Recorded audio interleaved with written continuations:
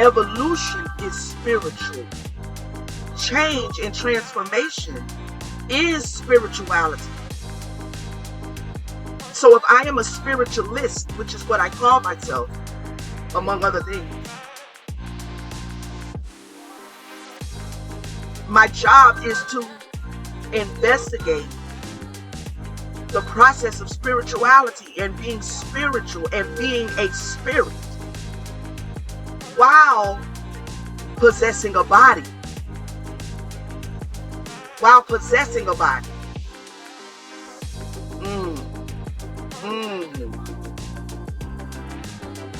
Ooh, hold on, wait a minute.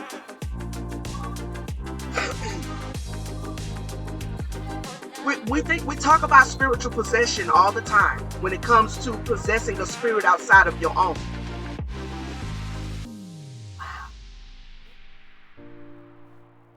We always talk about spiritual possession, like they've been possessed with a spirit. When we're talking about possessing a spirit that is outside of our own, whether it be a tranquil spirit, a demonic spirit, an angelic spirit, an ancestral spirit, an animal spirit. We'll talk about, oh, they've been possessed, or I'm possessed. But we are all under possession we're under spiritual possession, because we are a body possessing a spirit, housing a spirit.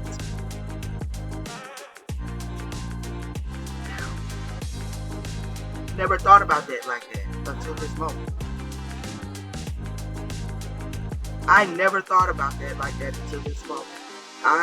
I'm sure many people who are going to watch this are probably going to say, hell, I never thought about that. When we all think about spiritual possession, being under possession, we don't speak of it in the terms of our spirit. We are housing a spirit as a physical body. I am a body possessing a spirit. Not a spirit outside of the essence of me, but the essence of me is a spirit.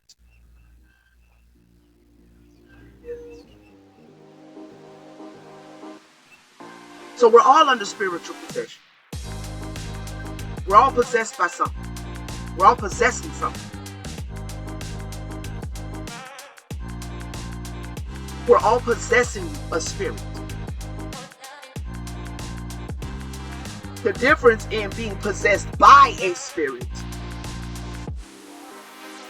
is that the spirit is what's leading the physical body. So when we're talking about our own spirit, that's kind of the whole point of spiritual growth, is to let the spirit possess you, not you it. Ooh, shit. Let your spirit possess you. Wow.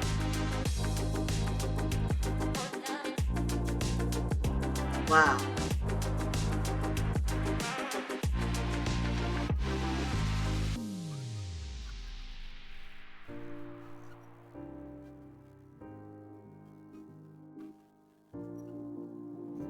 I don't know if I'm articulating this in a way that's like hitting your psyche. And maybe you already know this is confirmation, but I'm just getting this right now in this moment when we talk about spiritual possession. So the tug of war then that the flesh and the spirit is going through is that the spirit wants to possess the flesh, and the flesh doesn't want the spirit to possess it. The flesh wants to possess the spirit, but they're like, who's going to possess who?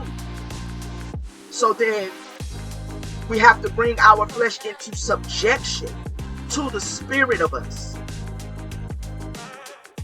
Let the spirit possess the flesh. So then the flesh begins to move like a spirit. And all of those little, all of that confinement becomes something that you just move through. Wow. And you just, because your spirit has taken control of your direction and the steps you take and what you create and how you create.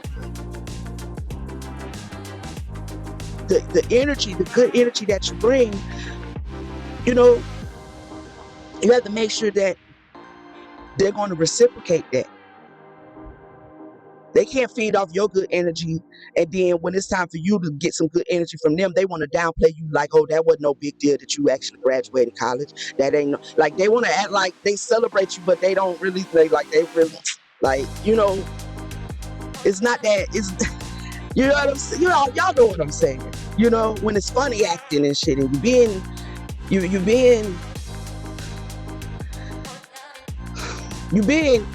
know what you're being. You know what I'm saying?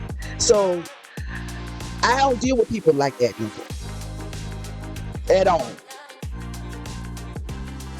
I'm not gonna deal with you because what you're not gonna do is come into my peaceful, well-lit life. Okay?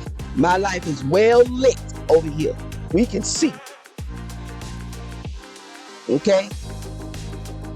And you're not going to come in here and throw and have your shadows roaming around, blocking out all the light around here. Damn, for me to see, I got to shine more light because you all shadowy, all in my shit.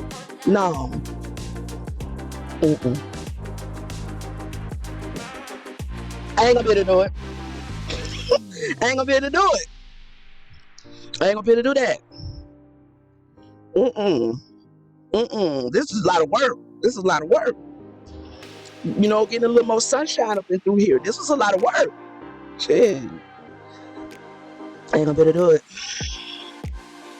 But just know that people see your light, even if it's just a small glimmer. And if you are still healing a lot of deep wounds, and yet you can tell that people are trying to pull on the little light that you have been able to kind of like chisel into the cave and get more light in, you know what I mean? Like I see people, like I'm seeing like chiseling into like a stone cave, like a wall, and you're trying to get to the other side, and you know when you got there because you start getting more light to come in.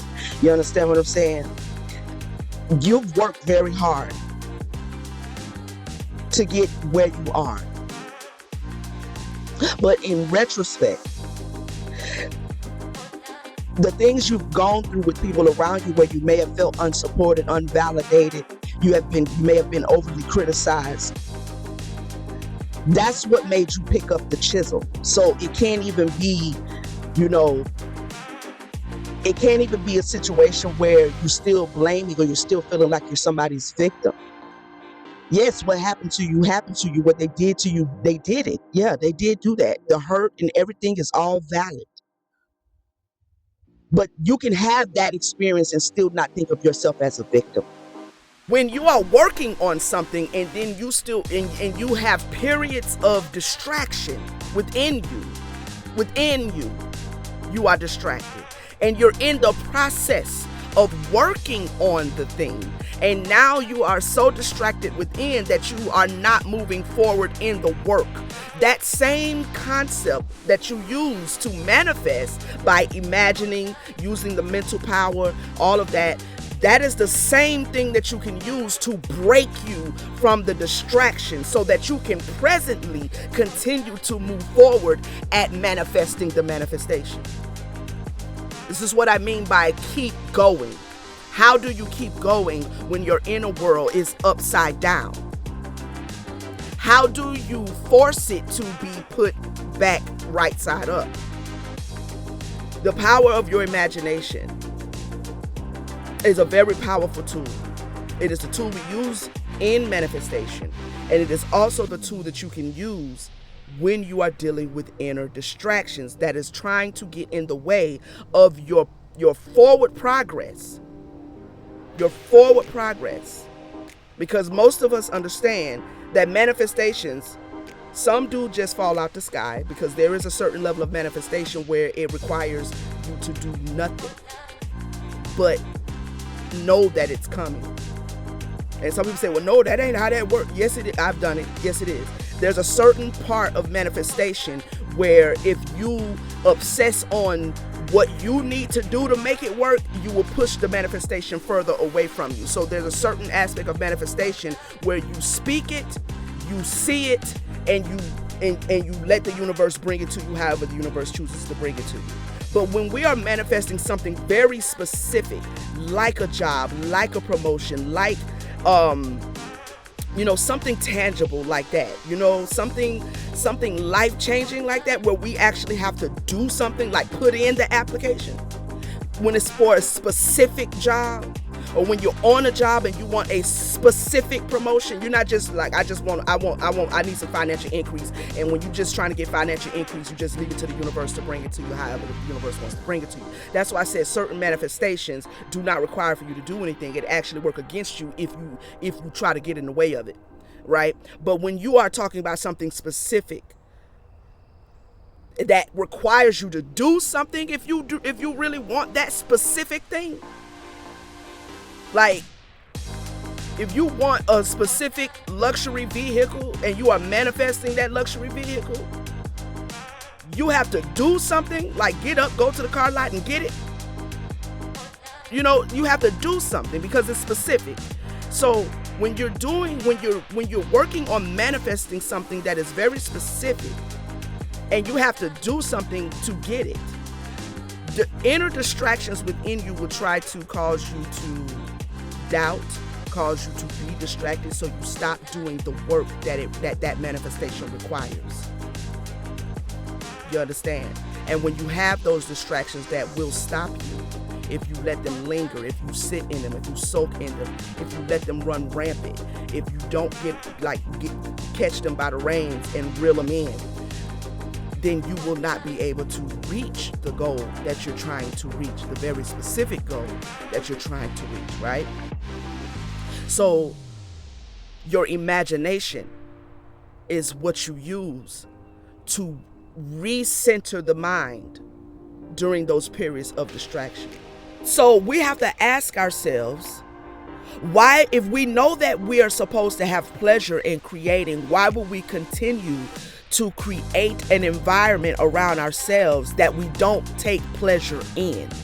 Because pleasure is the privilege and the right of divine femininity. Divine femininity is always seeking pleasure. She's always seeking what pleases her. What pleases her. So if we know that as divine feminines, through our divine feminine power, that we are to be creating what pleases us, it kind of changes the perspective, at least in my mind. It kind of changes the way I analyze my life and the way I analyze the things that I am willing to put my hands to and the things that I am not willing to put my hands to. It kind of helps me better perceive the people that I am willing to put my hands to and the people that I am not willing to put my hands to. And I'm speaking in the form of pleasure. Thank you for watching. Please check into the playlist on our channel for the full-length episodes. And I'll see you guys on the next one. Peace, family.